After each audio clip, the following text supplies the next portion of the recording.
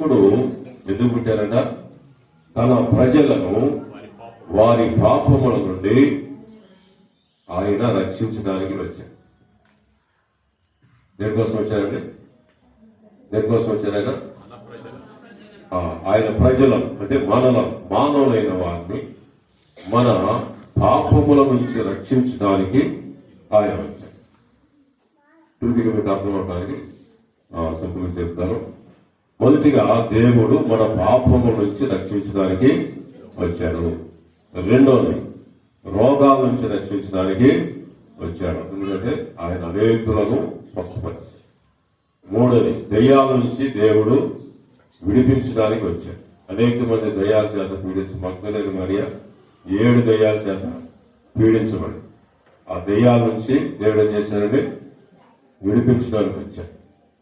నాలుగోది మరణము నుంచి విడిపించడానికి ఆయన ఈ లోకానికి వచ్చారు. చెప్పండి, మీరు కూడా చెప్తే కొద్ది. నాలుగోది ఏంటంటే మరణము నుండి రక్షించడానికి వచ్చారు. హిజ్కియా మరణకరమైన స్థితిలో ఉండగా దేవుడి సన్నిధిలో ప్రార్థన చేసుకున్నప్పుడు దేవుడు మరణము నుంచి విడిపించి 15 సంవత్సరాల ఆయుష్ను దేవుడు ఇచ్చారు. చెప్పని కొడదాం ప్రభు నామాన్ని. లాజరు చనిపోయిన తర్వాత 4 రోజులు సమాధిలో ఉన్న తర్వాత బ్రతికించి మళ్ళా కొంతకాలం జీవించడానికి మరణం నుంచి విడిపించారు. ఐదవది నరకము నుంచి దేవుడు విడిపించడానికి రక్షించడానికి లోకానికి వచ్చారు. 5 విషయాలు. మొదటిది ఏంటంటే గుర్తుండే వచ్చిపోయారు.